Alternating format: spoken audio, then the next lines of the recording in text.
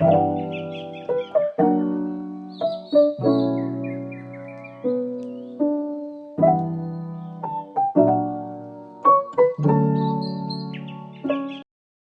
y'all, welcome and welcome back to Victorious Venetia. My name is Venetia, and I'm so glad to see y'all here today. I know it's been a little second, a little 1 2 1 2 since I've been back, but we here now. We in this thing, and we here to stay. Today we're going to dive into how to process our disappointment with God. So, I don't know if y'all can relate, but life been life and life been hit me with a little 1 2 punch. It's been hitting me as if I was Rocky Balboa in the championship match or whatever it was. Whatever. As if I was little Rocky, you hear me? In the ring. And I'm not. I did recently start kickboxing, but I ain't Rocky. And life definitely has been giving very much that. And maybe you're just getting out of something that's difficult or trying, or you're not even out of it yet. You still in the ring, you still in the match, you still in the fight. But then you looking up, you see another hurdle. You already getting jumped and double teamed by life, but you looking up and now you seeing somebody else coming over to put a whipping on you. Like what? I'm barely standing as it is. And here, there's something else, you know? I mean, that could be that is a very upsetting and exhausting situation to be in because you're already fighting for your life. And before you can even get up and catch a breath of air, you got to fight something else off. Ain't that something? Like, I thought saying yes to you, God, meant I was going to see more sunshine. I thought it was okay. I ain't going to have to deal with all of this and all of that because I got all of you. Wait a minute. And what happens when you have plans or you envision yourself at a certain place, a certain income, a certain status in your career? You see yourself driving a certain vehicle. You have these amazing and wonderful goals for your life. And what happens when you get to the age, you get to the place where you expect to have these things and your life looks nothing like that expectation? Well, I know for me, that's hard. It's very disillusioning, it's disappointing, it's frustrating because you're doing your very best. Like like you really trying. And I know the good book says our good works are as filthy rags to God, meaning that no matter how much good that we do in God's eyes without the sacrifice of his son, it won't be pleasing to him because of our human nature and our humanity. Got it. But still, you still doing your best because we are to worship God with our works and we are to do our best as unto the Lord. But you doing your best, you chugging, you hear me? You put one foot in front of the other, and then before you know it, a little tornado, a wind gust come in and push you back. You like, wait, what am I missing here? Because what where's the elevation? Where is fruit of the growth? Where is the results of my work? It don't look like I'm rising. and I'm going up. It looks like I'm being pushed and smacked on down. And y'all, it don't feel good to be smacked down. I'm not in WWE, but I know it don't feel good to be smacked and hit and docked and pushed and shoved all over every which way. Okay? Yeah. So that's what it's been on. And it had me thinking like, God, if this is if this is how your process is, I don't know if I want it. I'm not on board with this. Yeah, I want to be like you and I want the benefits that comes with serving you and being your child. But all this other smoke, baby, I don't want it. Like the heat is a little hot. The fire is a little scorching. And yeah, I didn't necessarily sign up for this. So when you're noticing that your life is just going on a completely different track or a different route than what you've envisioned for yourself, that can be very hard and it can even be traumatizing. Cause you like, man, what? Like this really miserable. Like I'm really not enjoying myself. Or I'm not enjoying life right now. Like every time you look, disaster here, stress there, lack here, scarcity there. Like when is it gonna look up? Where's that win? Where's that dub at, y'all? Cause I'm just seeing LLL. And that's what it looks like or can look like in the flesh, in the natural. And that's why the word says or encourages us to walk by faith and not by sight. And that's really hard to do when all you can see is like trouble, lack, discontentment. Like, what's a girl to do? I'm just a girl. So, this has had me pondering what is a girl to do? Because I know that the safest place that I can be is in God's will and in His plans for my life.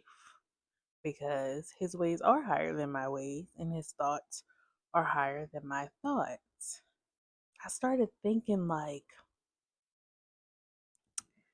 maybe I have to work on my perspective here because God never promised that it would be easy.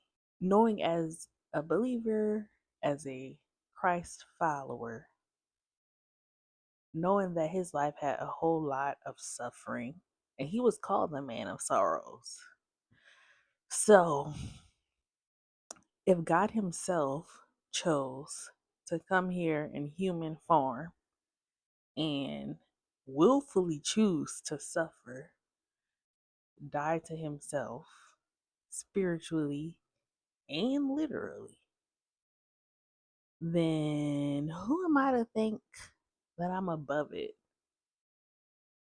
Who am I to think that I shouldn't have to suffer if God himself went through it and said that in this life that there will be troubles?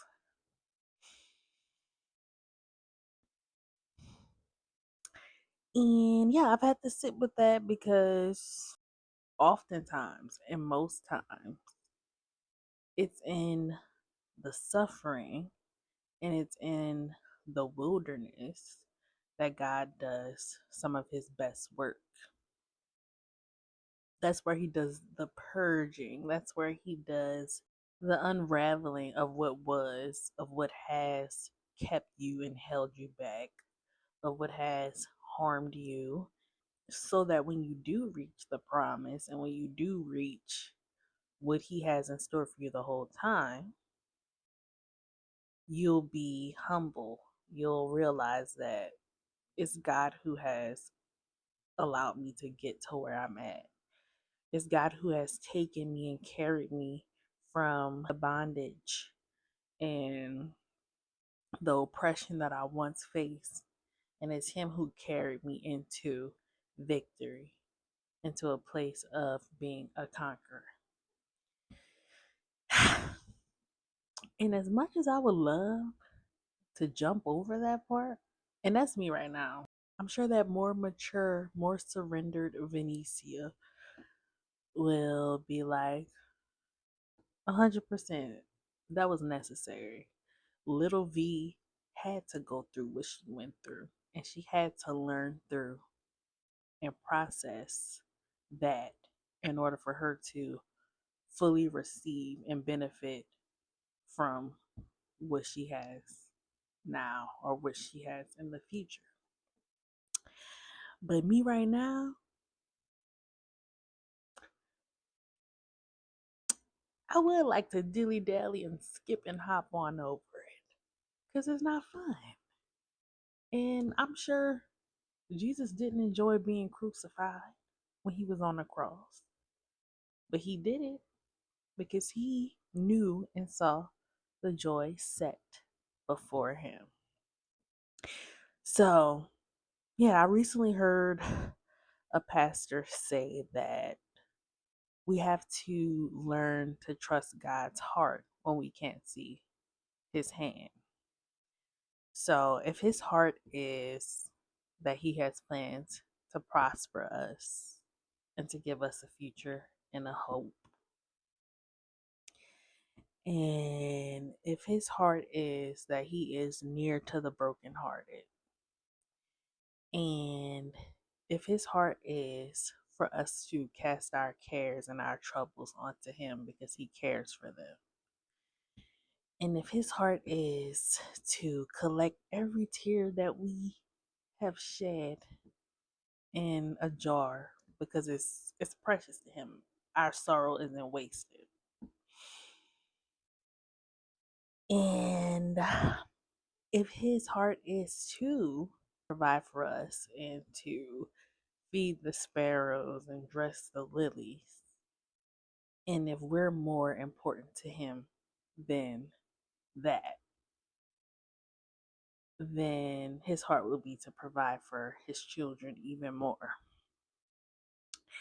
So it does take arriving to a certain place to kind of look at things not carnally, but spiritually, which is why, God encourages us to renew our minds, to let us be transformed by the renewing of our minds. Because it's not going to make sense. It's not going to make sense to us. When we are in the thick of it and are suffering as much as we are and are, we're just not pleased. Um, if we don't renew our minds, then we'll miss out on the process, which is so important for God. When Jesus came here on earth, he started here as a baby in some hay, as I've mentioned before. He didn't come here fully, matured as a man. And that was intentional. He came here as a baby. He had to grow and he had to go to the temple and learn. And he had to hear from teachers who were older and who had a lot of wisdom and impartation. He had to study, he had to pray. He had a job, he was a carpenter. He learned skills. He didn't come here as a man, fully developed and formed, but he went through a time of processing. Before Jesus went into his time of fasting for 40 days, he didn't just jump right into that time of suffering and testing. He was baptized by John the Baptist. He was baptized with power in order so that he can be equipped to come out of his time of fasting. And he had to go through his time of fasting as a part of his ministry here on earth. That couldn't be skipped for him because that was the will of his father, because he did everything that his father willed. So I say all of this to say, if Jesus himself came here and chose that life so that he could be an example to us, then who are we to think that we're above that?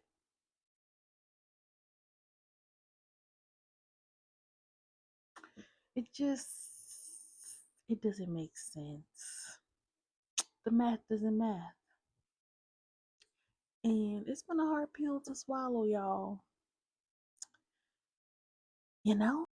But at some point, we have to get to a point of acceptance so that the resistance that we have towards God's ways won't continue stopping or delaying the promise and the inheritance. And a lot of times, this process, I mean, it's very emptying. It's literally God removing and allowing everything that isn't built on Him to be shaken up to its core. So, say you decide to follow God, right? And you're currently in a job or a relationship or in friendships that are opposed to his ways and that are opposed to his will for your life. Well, don't be surprised when challenges start coming up in that job, that relationship, and those friendships. You know, you're going to start to notice things that's unsettling, that doesn't sit right with your spirit. It's going to get shaken up, you know.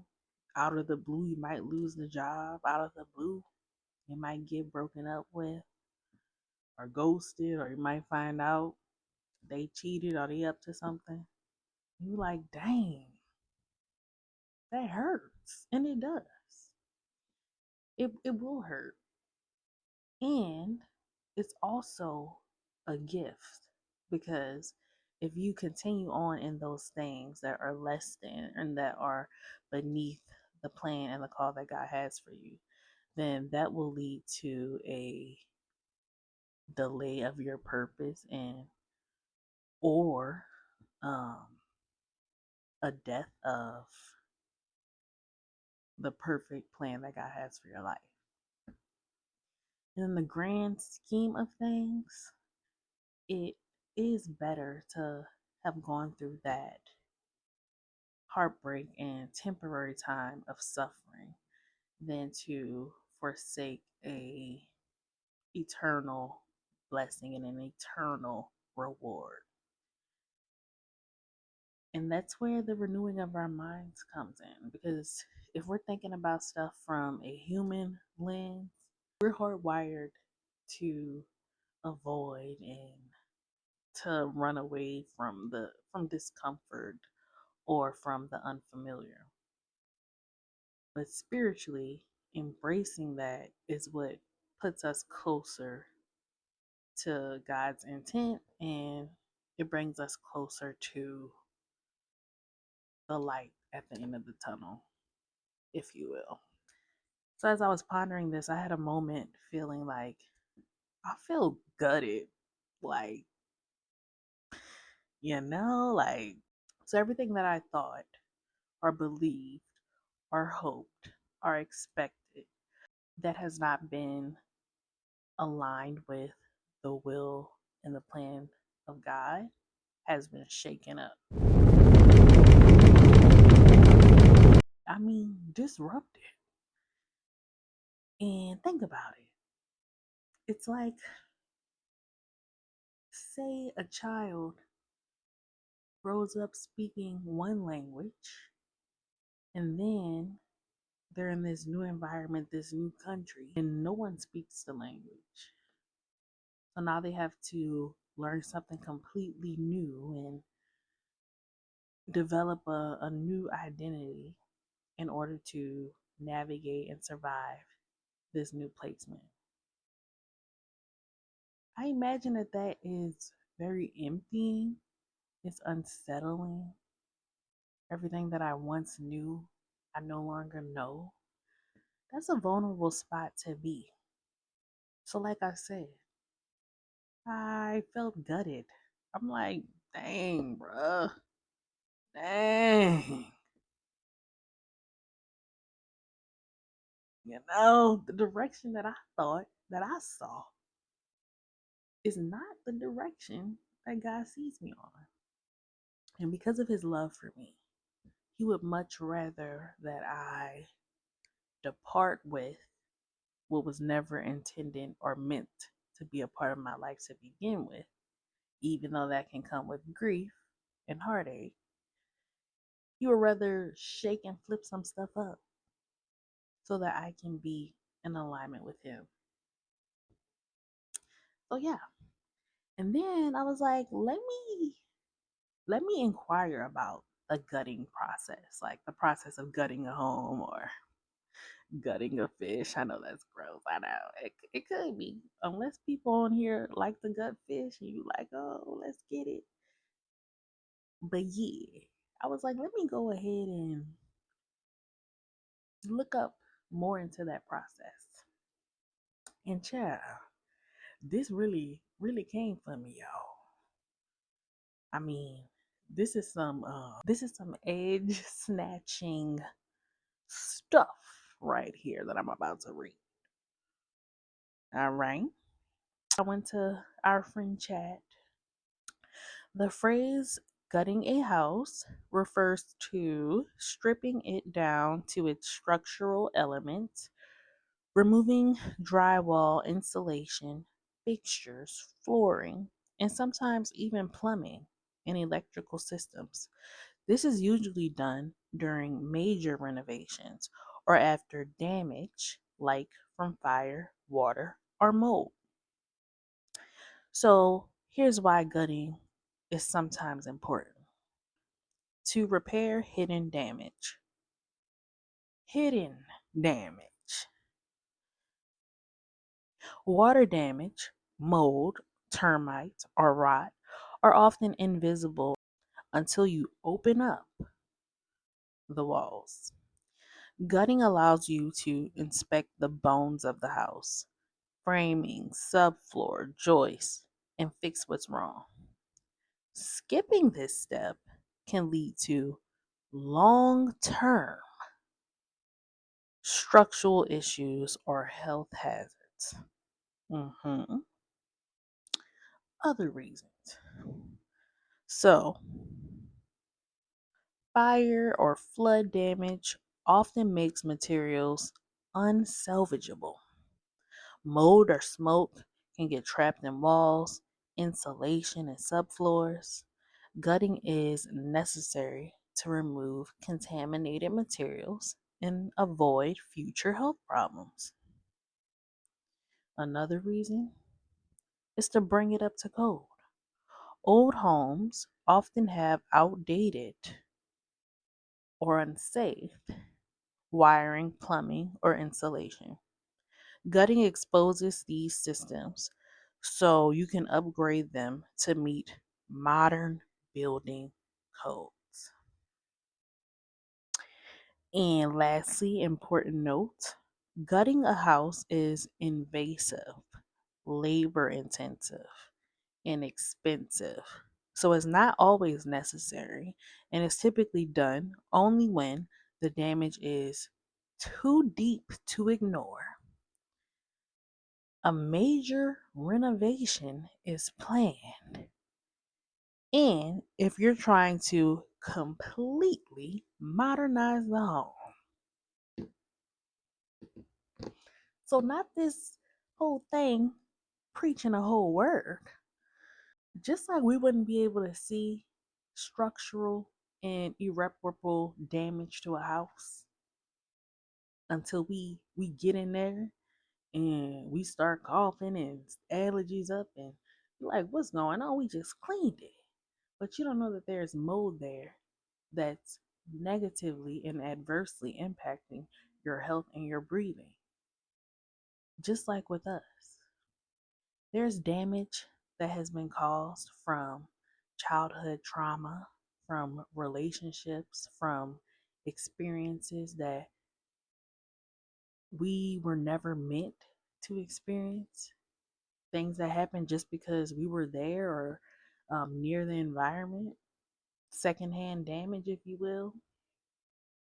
There's things that can't be seen to the visible eye often, but certainly can be felt, certainly can impact your mental health and your self-esteem and the way that you see yourself and your self-worth, and can impact the ways that you now settle for things that are beneath you or that actually hurts you because of that damage that was caused. You can't even see clearly. You don't have clarity to know when to walk away from something that's going to trouble you and extend the harm because of that damage that you can't see. But God sees it. If you notice that your child has a cold or has some sort of virus, you're not gonna, well, most likely, depending on who the parent is, but if it's a parent who loves their child, wants the best for them, cares about their health, cares about what's going on externally and internally with their child, they're going to investigate. They're going to take that child to the doctor to get examined. They're going to sit with that doctor to talk about treatment plans and what they should do and what's the diet that they need to have right now so that this doesn't get worse. They're going to explore all of that. And if it's something, that they're allergic to, do you think that they're going to keep that child in that environment where the allergen is allergening? No. They're going to rip it out. If they're allergic to certain clothes detergent, baby, they're going to pour that out because they're not about to have their child breaking out when it's something that they can do to better the situation. Well, it's the very same with us. And let's say, for example, that child finds out that they're allergic to chocolate. Now, if that was me, I would rant, scream, shout, and pout because the girlies know that your girl loves chocolate. But say that child is allergic to chocolate, and they parent like, we throwing it all away. We ain't eat no more chocolate in this house. Now that child feels like it's the end of the world because that chocolate was its comfort food. That chocolate was something that kind of soothed them and got them through hard emotions. But now, because that chocolate was actually harming them and making them sick, that good parent has removed it from the situation, gutted it, if you will, so that this child can get better. Now, what makes us think that our Heavenly Father won't do the same for us? If we have old ways of thinking about ourselves, we've come into agreement with curses spoken over us, or come into agreement with, verbal abuse, or any of these things that has sought to tear us down. What makes us think that God won't remove and shake up and allow you to see what that is that needs to change? What makes you think He won't pull that to the surface and pull it out for your freedom and for your deliverance and for your healing? So, yeah, a lot of times this process of gutting, it don't feel good. And we would much rather cling to what makes us sick because it feels good. We're not aware of what it's doing, um, but it's comfortable, it's familiar. So when God takes it out, we feel like it's the end of the world until we grow, heal, and mature and realize that those very things needed to take place in order for me to mature and to get to where God wants you to get. It's some deep stuff, but it's nourishing stuff. You know, God is about longevity and about impact and about legacy. But if we can't even heal or, break up with things that are destroying us spiritually, then how can we expect to leave a legacy or to impact people to the best of our abilities and to the way that God has intended if we're not willing to accept his ways? Mm-hmm. Clock it. So as I was thinking, I'm like, look at Joseph, for example, in Genesis. So Joseph had 11 brothers. Jacob was his daddy. Um, Jacob favored, or Israel is his name changed, but Jacob favored Joseph. Joseph's mama was Jacob's favorite baby mama. And he showed favoritism. His brothers knew it, was aware of it, and they hated him for it. Not only that, God spoke to Joseph in dreams, and those dreams portrayed an image of his brothers in a lower position than him, his brothers bowing down to him. And, you know, Joseph, he did struggle with some humility here, but he was a teenager. You can't fault him too bad. But when he told his brothers that dream, they hated him even more. So their hatred and their anger caused or led them into selling their brother off into slavery and faking his death and causing their dad to believe and grieve Joseph's death. Now, even though he struggled with humility, and his father did show favorites with him above his brother. He didn't deserve to be sold into slavery. But the Bible tells us that God's hand was on Joseph wherever he went. So he was working in Egypt under Potiphar, and he ended up doing so good that Potiphar put him in charge of all his affairs, his house, his finances, everything. And Joseph stewarded that position well. You know what I'm saying? He was honest. He did what he was supposed to do. And he wasn't trying to risk anything because he knew that that was a good. Being enslaved is never a good thing, but the favor that he experienced, he knew that that was something that he didn't want to fumble or mess up. Now, apparently, Joseph was fine. You hear me? He was looking good. So much so that Potiphar's wife wanted him. And she was pushing herself up upon this man and, like, here, man.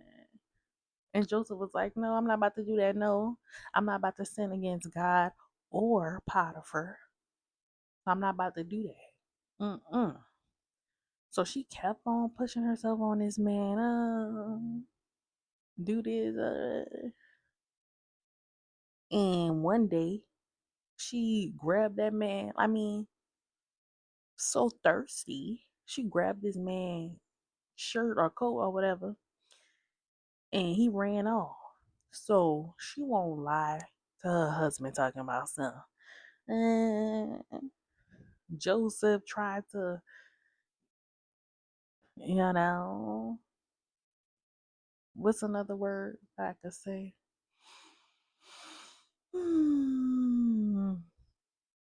Joseph tried to dishonor me, and da da da da. I screamed, and he left his jacket.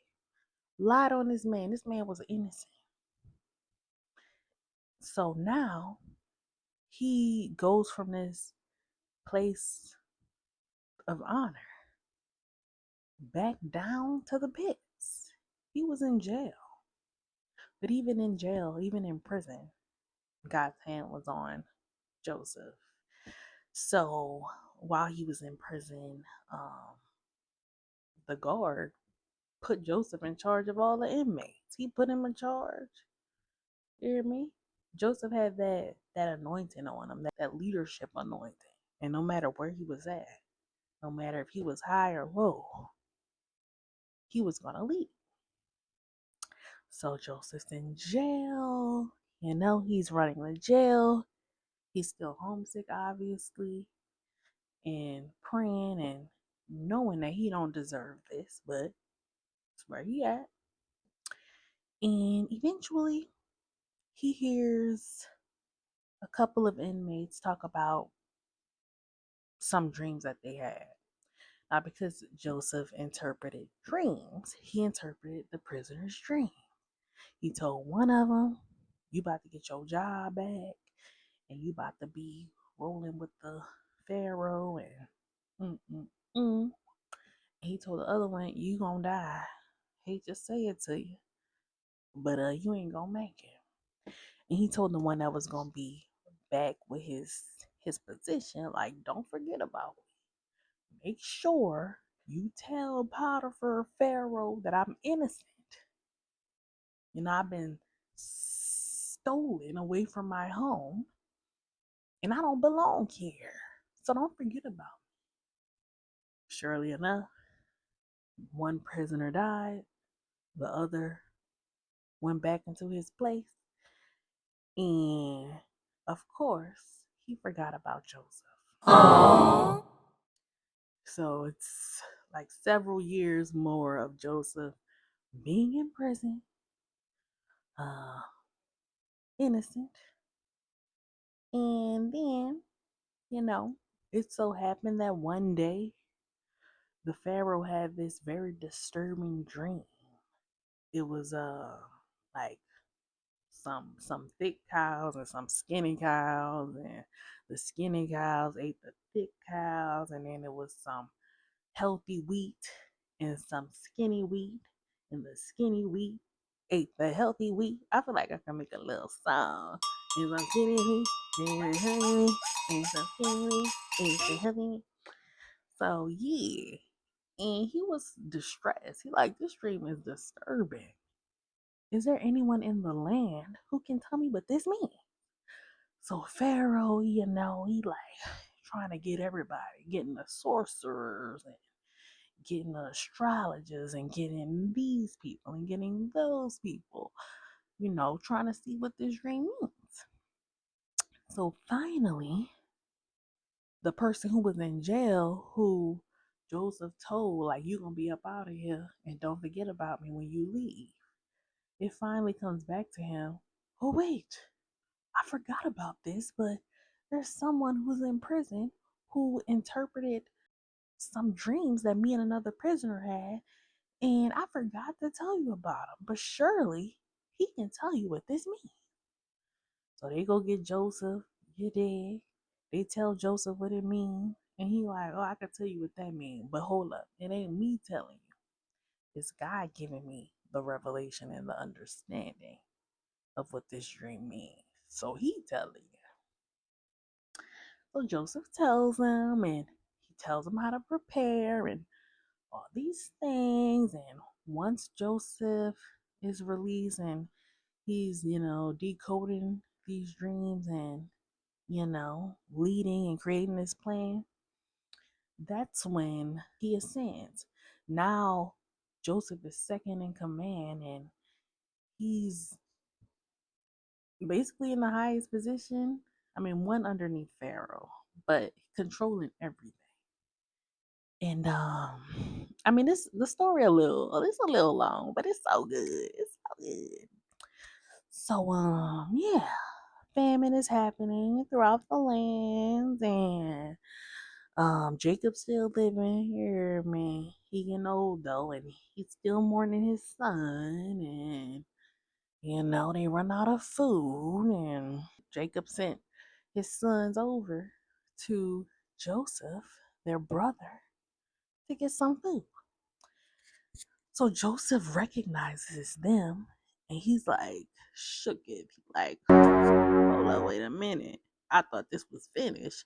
These are my brothers, the ones who did me dirty as I don't know what. So he talking to them, asking them questions, giving them food. And then he like, all right, I need to set something up here because, I need to see what this is about. I need to see, are these the same brothers who sold me into slavery and did me dirty? Or, did they change? So then Joseph went ahead and sold them the food, but he also sent his workers to sneak the money that the brothers used to pay for it back with their belongings. So when the brothers were starting on their way, Joseph sent his workers to check them and be like, y'all came all the way over here for me to help y'all, and y'all gonna repay me by stealing from me? That's how it is? Bet. So y'all need to come back here because y'all in trouble and we need to figure this out. So the brothers go back and they're like, oh no, we wouldn't have dared stealing from you, and it's a mistake and it's a misunderstanding. So Joseph is like, I ain't trying to hear a whole lot of none of that. Go ahead and go send for your little brother because I'm going to need you to bring him here in exchange for all that you did and for stealing from me. And they were like, no, please, because my dad, who's old, he's already suffering from the loss of our other brother. And if we were to send our youngest brother, little Benny, then he would definitely die of a broken heart. Something along those lines. So then Joseph was like, not trying to hear it. Go back. If you know what's good for you, go back and bring him here. So they go back, and their dad is like, y'all really trying to kill me, huh? I told y'all. If something happened to him, y'all might as well take me out yourselves because I'm not gonna make it. So they were like, okay, look, we're going to take him, but we're not going to let anything happen to him. We have to take him because this ruler over Egypt is like adamant, and we're going to get in trouble if we don't. So Jacob is like, all right, go ahead and take him, but you better bring him back. So they take him, they come back with Benny. Joseph sees his little brother Benny. Now, little Benjamin, was his full brother on his mama's side and his daddy's side. So, when Joseph saw little Benny, he was overcome with emotion. So, he had to go take a second and just cry and cry and cry. Like he was real triggered. Like, dang, I ain't even get a chance to see my little brother grow up, and this really my flesh and blood. That's crazy. So he gathered himself together.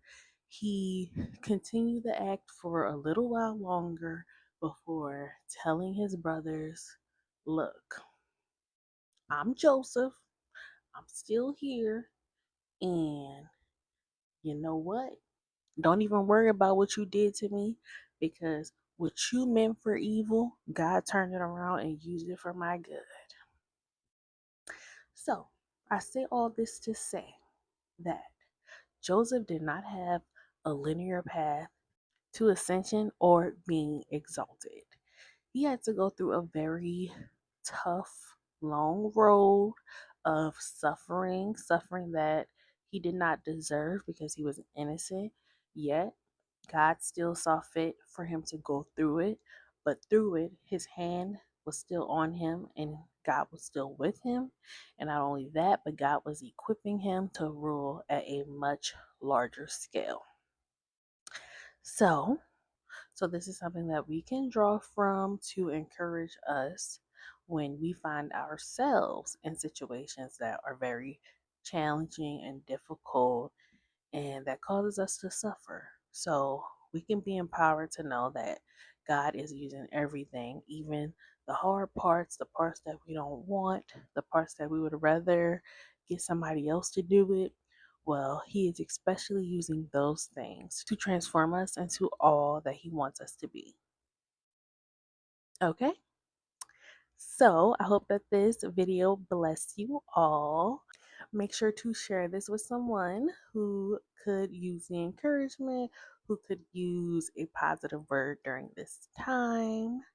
Also, be sure to like, comment, and subscribe, and leave down below if there were any specific parts that resonated with you or that you will be taking forward with you. All right, see you guys in the next one. Bye.